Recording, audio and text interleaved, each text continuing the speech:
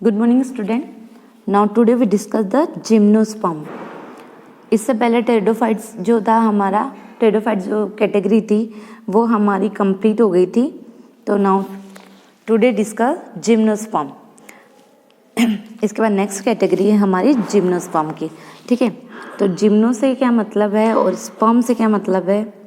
Sperm का मतलब तो आप समझते होंगे. ठीक है, शीड. जिम्नो से मतलब है नेक्ड. जिम्नोस्पर्म के अंदर जो प्लांट होते हैं उनके जो शीड होते हैं, उनके जो शीड होंगे किसी भी तरीके से कवर नहीं होते हैं.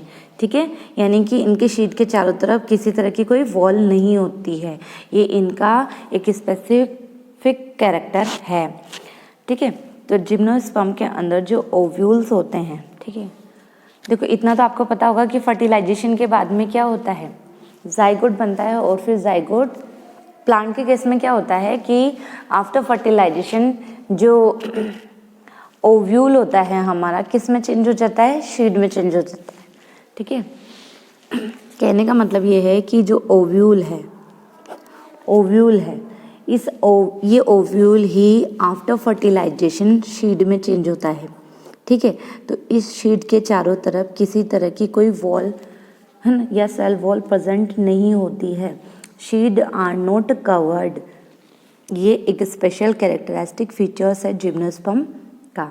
ठीक है, तो ये बात याद रखनी है. दूसरी, इस जिम्नोस्पर्म जो कैटेगरी है इसके अंदर देखो श्रब्स से मतलब है कि जो मिडिल हाइट के जो प्लांट होते हैं वो आते हैं इसके अंदर.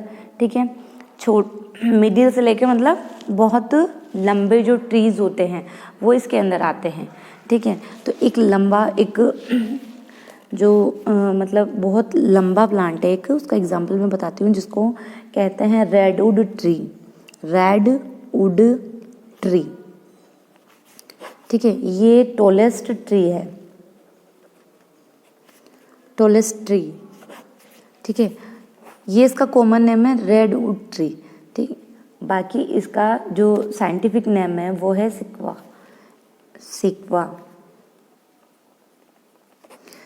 एक जिम्नोस्पर्म प्लांट है जो कि टॉलेस्ट ट्री है ना, बहुत लंबा प्लांट है, ये याद रखना है.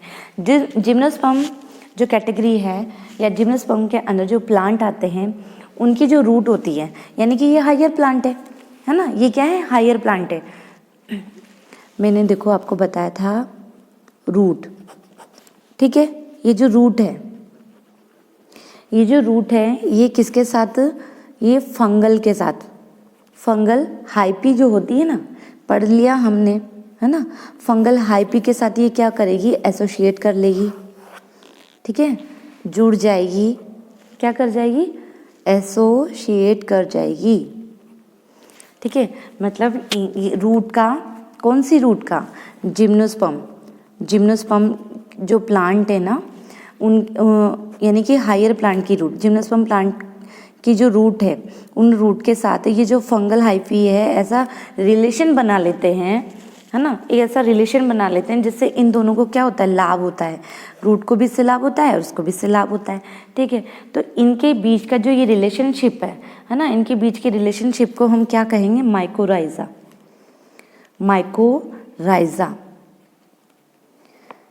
ठीक है, तो माइकोराइजा क्या है, माइकोराइजा एक रिलेशनशिप है, एक ऐसा एसोसिएशन है जिसमें जिम्नोस्पर्म प्लांट की रूट फंगल के साथ में क्या कर जाती है, कनेक्ट होती है, एसोसिएट हो जाती है. ठीक है, यहाँ पे मैं एग्जांपल आपको बता दूँ, पाइनस क्या है, एक जिम्नोस्पर्म प्लांट है. तो पाइनस की रूट हाइपी के साथ क्या करी जाएगी, कनेक्ट हो जाएगी, रिलेशन बना लेगी, एसोसिएट हो जाएगी. इस रिलेशनशिप को हम कहेंगे माइकोराइजा. ठीक है, इसके अलावा जो रूट होती है हायर प्लांट की रूट, अगर ये हायर प्लांट की रूट यानी जिम्नोस्पर्म प्लांट की रूट अगर एंटोफिक्सिंग बैक्टीरिया के साथ एसोसिएट कर जाती है तो फिर अब इस रूट को हम क्या कहेंगे, अब इस रूट को हम कहेंगे कोरेलोइड रूट्स. ठीक है, ये किसकी रूट है? जिम्नोस्पर्म प्लांट की रूट। कुछ भी हो सकता है, केवल हमको याद रखना है जिम्नोस्पर्म प्लांट की जो रूट होती है, अगर ये N2 फिक्सिंग बैक्टीरिया के साथ एसोसिएट हो जाती है तो उस रूट को हम कहेंगे कोरेलोइड रूट्स। ठीक है, तो ये नाम याद रखना है। इसका एग्जाम्पल है साइकस। साइकस प्लांट की जो रूट होती है वो N2 फिक्सिंग बैक्टीरिया के साथ एसोसिएट हो जाती है। तो अब जो साइकस की रूट होगी, साइकस की रूट को हम क्या कहेंगे? कोरोलोइड रूट्स। ऐसे आपको नाम याद रखना है। और N2 फिक्सिंग बैक्टीरिया क्या क्या होते हैं, एग्जाम्पल लिख लो। Cyanobacteria and anabaena and cyanobacteria, नाम तो सुना होगा आपने। ठीक है, तो ये कुछ स्पेशल कैरेक्टर थे जिम्नोस्पर्म के। क्या क्या पढ़ा हमने? देखो, जिम्नोस्पर्म में जो प्लांट आते हैं उनकी जो शीड होते हैं ना, किसी भी वॉल से कवर्ड नहीं होते हैं। यानी कि इनका जो ओव्यूल होता है, इनका ओव्यूल आफ्टर फर्टिलाइजेशन शीड में चेंज हो जाता है और शीड के चारों तरफ किसी तरह की कोई वॉल प्रेजेंट नहीं होती। जिम्नोस्पर्म के अंदर हर्ब्स जो प्लांट होते हैं वो बहुत छोटे होते हैं, वो इसके अंदर नहीं आते। उससे जो बड़े प्लांट होते हैं जिनको हम श्रब्स कहते हैं, ठीक है, मिडिल हाइट वाले जो प्लांट होते हैं वो इस कैटेगरी के अंदर आते हैं। दूसरे इसके अंदर मतलब थोड़े जो लंबे ट्रीज होते हैं वो भी इसके अंदर आते हैं। तो एक टॉलेस्ट ट्री है जिसको हम रेडवुड ट्री भी कहते हैं। ठीक है, तो ये एग्जाम्पल याद रखना है। ये एग्जाम्पल है टॉलेस्ट ट्री का, जिसका एग्जाम्पल क्या है? सीकू, ये याद रखना है। दूसरा, जो जिम्नोस्पर्म प्लांट की जो रूट होती है वो फंगल हाइपी के साथ एसोसिएट हो जाती है ना। इस एसोसिएशन को बोलते हैं माइकोराइजा। ठीक है, ये पाइनस इसका एग्जाम्पल है। पाइनस की रूट हाइपी के साथ कनेक्ट होकर माइकोराइजा का फॉर्मेशन करती है।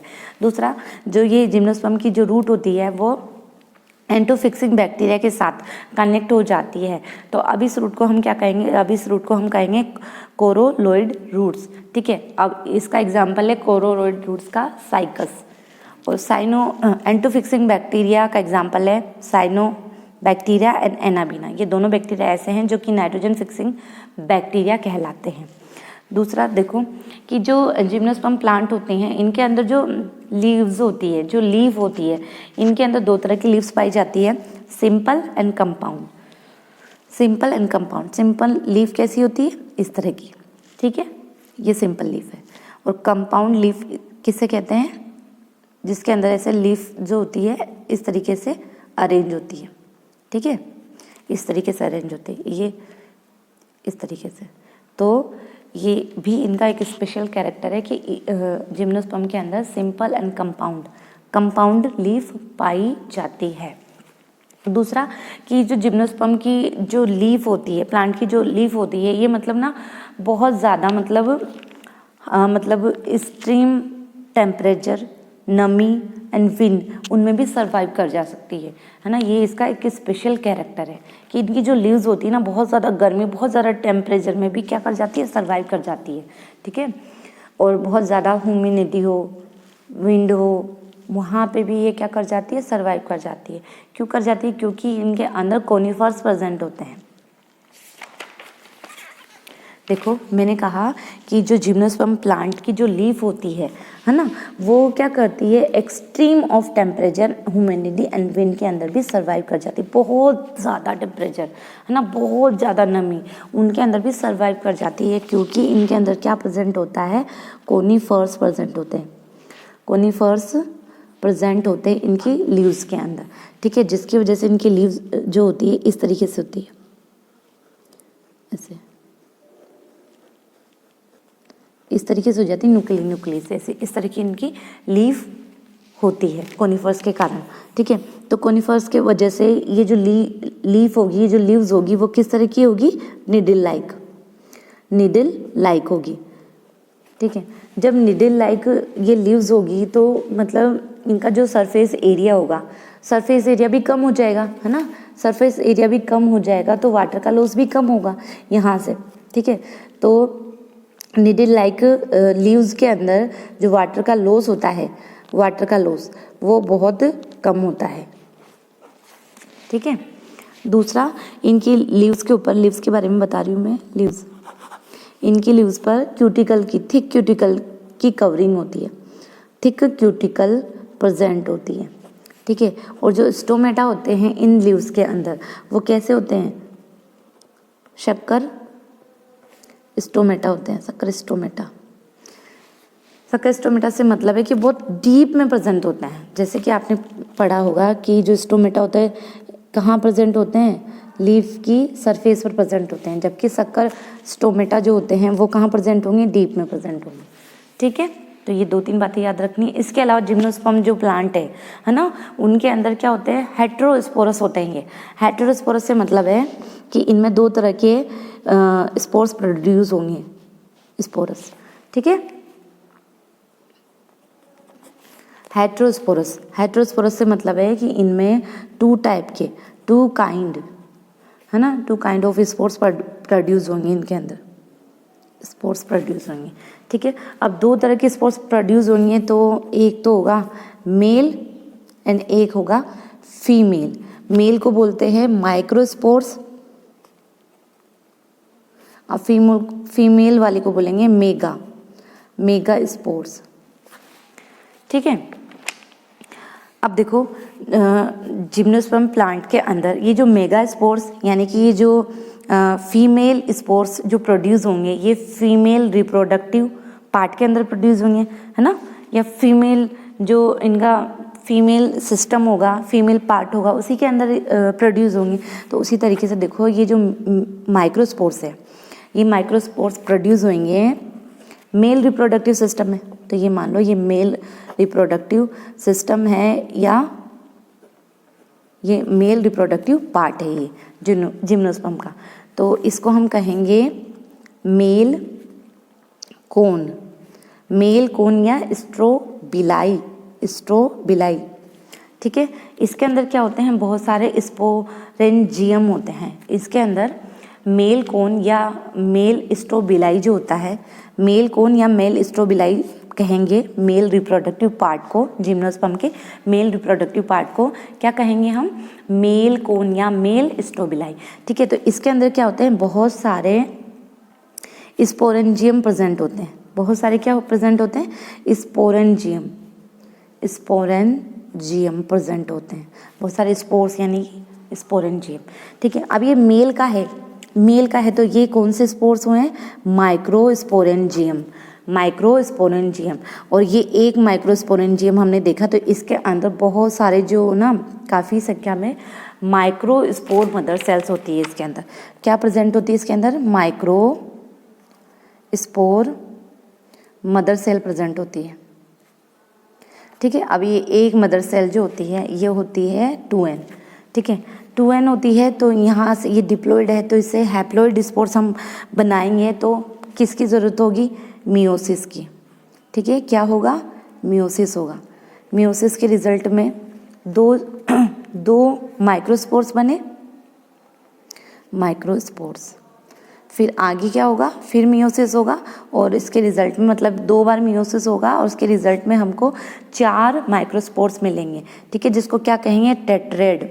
ये माइक्रोस्पोर तो बन गए माइक्रोस्पोर्स, लेकिन जो 4 बने ना, तो इस 4 की कंडीशन को बोलेंगे टेट्रेड। और यही आगे चल के किस में कन्वर्ट हो जाएंगे, पोलन ग्रेन में। ठीक है, तो मेल रिप्रोडक्टिव सिस्टम या मेल रिप्रोडक्टिव जो पार्ट होता है जिम्नोस्पर्म का, उसको बोलते हैं मेल कोन या मेल स्ट्रोबिलाई।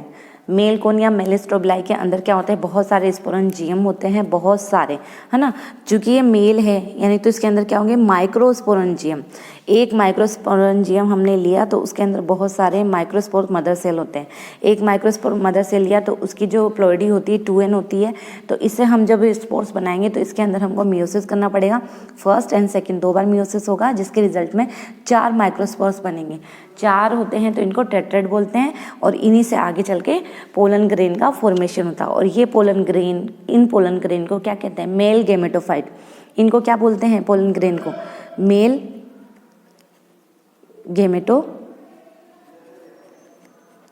गेमेटोफाइट। और ये मेल गेमेटोफाइट से ही मेल गेमेट का फॉर्मेशन होता है। ठीक है, मेल गेमेट का फॉर्मेशन होता है।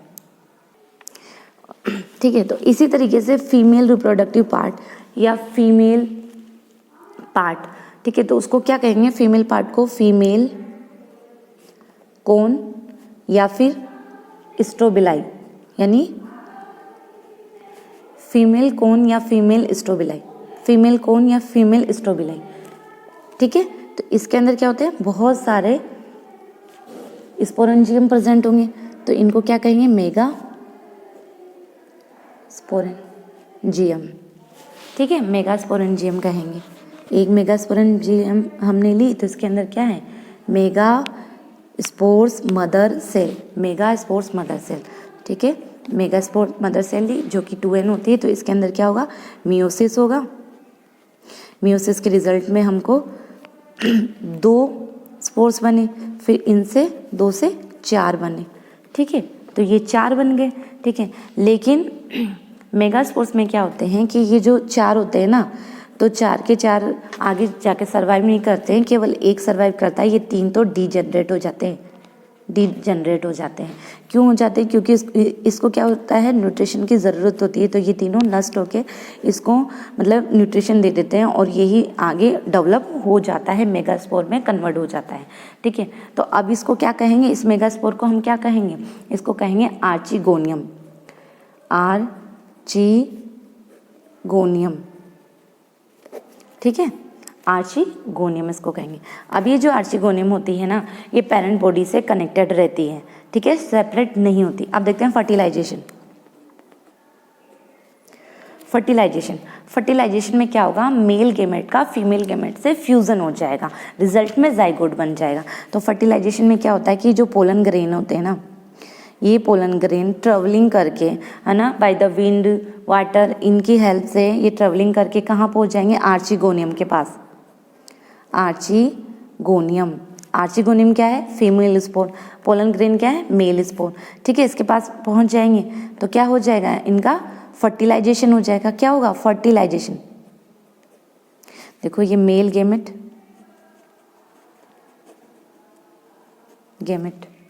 प्लस फीमेल गेमेट, फर्टिलाइजेशन में क्या होगा, मेल गेमेट और फीमेल गेमेट का फ्यूजन हो जाएगा, रिजल्ट में क्या बनेगा, जाइगोट। रिजल्ट में क्या बनेगा, जाइगोट। ये भी n, ये भी n, तो ये 2n। ठीक है, बन गया। फिर ये आगे चल के किस में कन्वर्ट हो जाएगा, जो हमारा जाइगोट है वो ओव्यूल में बदल जाएगा, और ओव्यूल से फिर क्या होगा, शीट का फॉर्मेशन होगा। ठीक है, ये शीट का फॉर्मेशन होगा, लेकिन इसके चारों तरफ किसी तरह की कोई कवरिंग नहीं होगी। ये कैसा होगा, नेक्ड होगा, नेक्ड होगा। ये बात याद रखनी है आपको। ठीक है, अब इसके एग्जाम्पल देखो जिम्नोस्पर्म के। पाइनस, जो कि मैंने पहले भी बताया था, पाइनस, साइकस। ये पाइनस जो है ये है बाइसेक्सुअल प्लांट, और साइकस है यूनिसेक्सुअल। यूनिसेक्सुअल से मतलब है कि जैसे मेगा स्पोर और फीमेल स्पोर जो बने ना, अलग अलग प्लांट बॉडी पर बनेंगे, जबकि बाइसेक्सुअल में क्या होता है कि जो ये मेगा